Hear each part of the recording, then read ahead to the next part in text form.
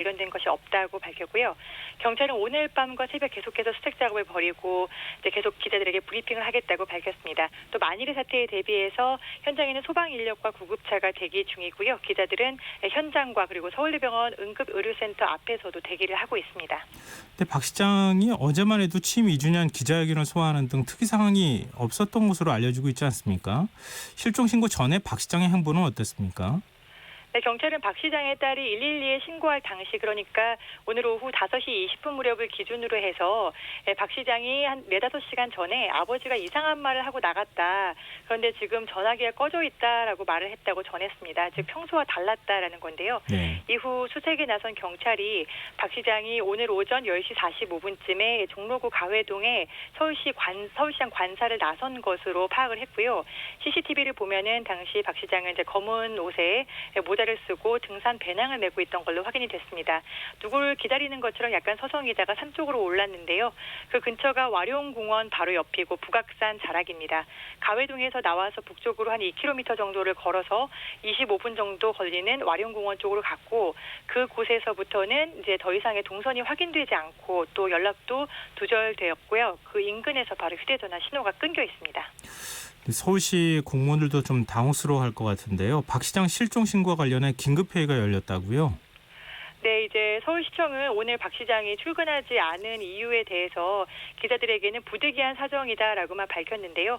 이제 오후에 실종 신고가 접수되고 나서는 박 시장이 오늘 오전에 갑자기 건강상의 이유로 몸이 좋지 않다라는 이유로 휴가를 냈다.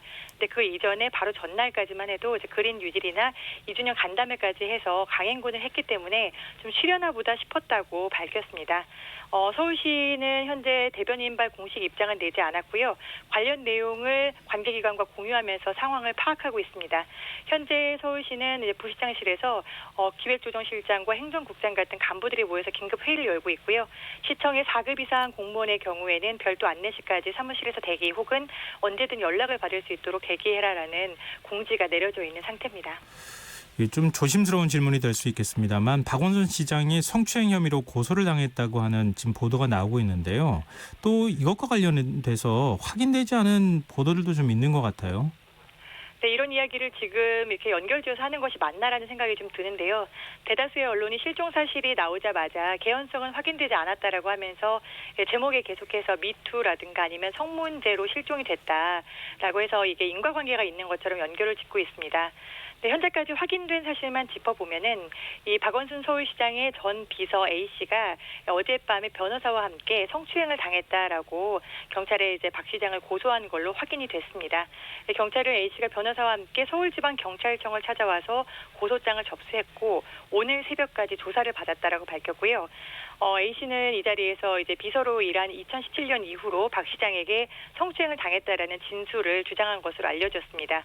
또 박 시장이 텔레그램 등을 통해서 개인적인 사진을 보냈다는 이야기도 하면서 대화 내용을 증거로 제출한 것으로 전해졌는데요.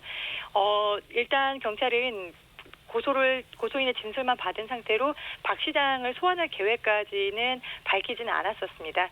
그런데 이게 현재까지 이런 이야기를 하는 것이 인과관계로 비춰질까 봐 대단히 조심스럽습니다. 일단 확인된 사실만 이런 상황에서는 확인된 사실만 보도하는 게 맞을 텐데 지금 두 가지 사안을 별개의 사실인데 지금 하나로 연결하면서 마치 인과관계가 있는 것처럼 보도하는 것은 문제가 있다 이런 말씀이신데요. 좀 한때 시신이 확인됐다고 하는 근거 없는 보도가 또 뉴스가 나오기도 하지 않았습니까? 네, 오늘 정말 국내 언론사들의 이제 클릭을 유발하기 위한 어처구니 없는 행태는 물론 오보까지 마구 남발하는 오보 잔치를 저희가 보고 있는데요. 노회찬 의원이 사망했을 당시에 고인을 모독하는 기사나 아니면은 뭐 죽음의 원인까지 마구 추측하는 행태로 공분을 샀었던 언론이 이제 오늘은 더한 행태를 보이고 있습니다. 이런 사안에 대해서는 팩트체크는 기본이고 크로스체크까지 기본인데요. 네, 월간 조선은 실종 신고 사실이 알려지고 나서 1시간도 안 된 상황에서 모처에서 시신이 발견됐다라는 오보를 버젓이 냈고요.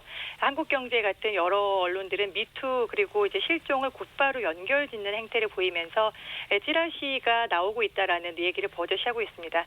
또 이낙연 의원과 연결짓는 보도들도 적지 않았고요. 유튜브에서는 이제 좌우를 가리지 않고 지금 박원순 시장을 팔아서 어떤 상황인지 모른다, 이미 고인이 되었다라는 망발까지 쏟아내는 행태를 보이고 있습니다. 네, 경찰에서조차 쏟아지는 오보에 추가 상황이 있으면 바로바로 간사단을 통해서 풀을 하겠다라고 계속해서 알림을 보내고 있는데요. 네, 언론에 대한 신뢰를 지금 시민들이 어떻게 보고 있을지 걱정이 됩니다. 참 김양순 기자가 저널리즘 제에서 언론 보도의 문제점을 좀 살피고 계신 만큼 굉장히 날카롭게 지적을 좀 해주셨는데요. 이럴 때일수록 오히려 더 차분하게 언론이 보도하는 게 맞겠죠. 네, 그렇습니다. 언론이 저널리즘의 원칙을 이야기하면서 신뢰도가 떨어졌다라는 이야기를 하면서 이런 행태를 보이는 것에 대해서 이제 시민들이 더 잘 알고 있는데 이제는 좀 그만했으면 좋겠다. 오늘 새벽까지는 좀 그만하자, 이런 생각이 듭니다. 네, 알겠습니다. 오늘 말씀 고맙습니다. 네, 감사합니다. 예, 지금까지 KBS 보도본부 김양순 기자였습니다.